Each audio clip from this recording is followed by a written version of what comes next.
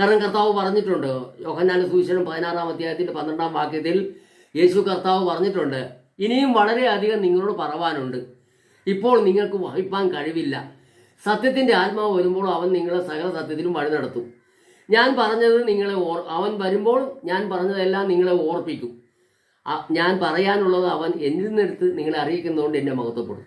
അപ്പോൾ കർത്താവ് പറഞ്ഞു കൊടുത്ത കാര്യങ്ങളെല്ലാം പരിശുദ്ധാത്മാവ് വന്നപ്പോൾ ഇവരെ ഓർപ്പിച്ചു. അപ്പോൾ ഓർപ്പിച്ചത് കൊണ്ടാണ് ശിഷ്യന്മാരെന്ത് ചെയ്തു? വീട്ടിൽ അപ്പം നുറുക്കി രാത്രി. കർത്താവും രാത്രിയാകാൻ വേണ്ടി കാത്തിരുന്നു. ആ മാതൃകയാണ് അവരനുസരിക്കുന്നത്. അതേപോലെ ആ കൂട്ടത്തിലില്ലാത്ത ഒരാളാണ് പൗലോസ്. അങ്ങനെ പൗലോസ് അപ്പോസ്തലനെ കുറിച്ച് നമുക്ക് മനസ്സിലാക്കാം. അപ്പോസ്തല പ്രവൃത്തി 20-ാം അധ്യായം 20-ാം അധ്യായത്തിൻ്റെ 7-ാം വാക്യത്തിൽ നമുക്ക് കാണാം, ആഴ്ചവട്ടത്തിൻ്റെ 1-ാം ദിവസത്തിൽ ഞങ്ങൾ അപ്പം നുറുക്കുവാൻ കൂടി വന്നപ്പോൾ പൗലോസ് പിറ്റേന്നാൾ പുറപ്പെടുവാൻ ഭാവിച്ചതുകൊണ്ട് അവരോട് സംഭാഷിച്ചു. പാതിര വരെയും പ്രസംഗം നീട്ടി. ഞങ്ങൾ കൂടിയിരുന്ന മാളികയിൽ വളരെ വിളക്കുണ്ടായിരുന്നു. അവിടെ യുത്തിക്കോസ് എന്ന യൗവനക്കാരൻ കിളിവാതിൽക്കൽ ഇരുന്നു ഗാഠനിദ്ര പിടിച്ചു. പൗലോസ് വളരെ നേരം സംഭാഷിക്കാൻ നിദ്രാവശനായി 3-ാം തട്ടിൽ നിന്നും താഴെ വീണു. അവനെ മരിച്ചവനായി എടുത്തുകൊണ്ടുവന്നു. പൗലോസ് ഇറങ്ങിച്ചെന്ന് അവൻ്റെ മേൽ വീണു തഴുകി, ഭ്രമിക്കേണ്ട, അവൻ്റെ പ്രാണൻ അവനിലുണ്ട് എന്ന് പറഞ്ഞു. പിന്നെ അവൻ കയറിച്ചെന്ന് അപ്പം നുറുക്കി തിന്നു.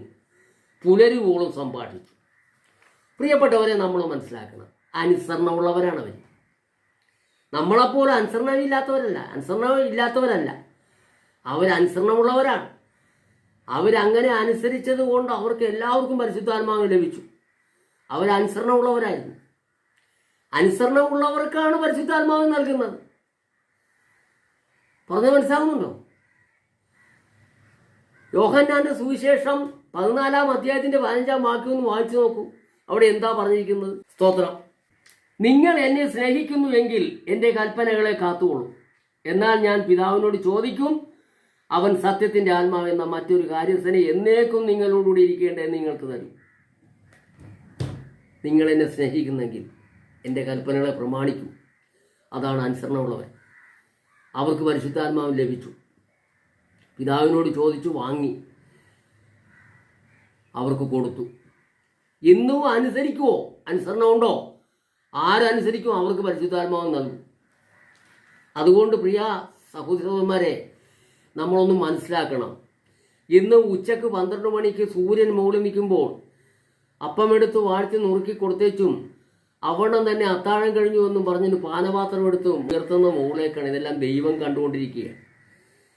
അത് ഫോഷ്കല്ലേ?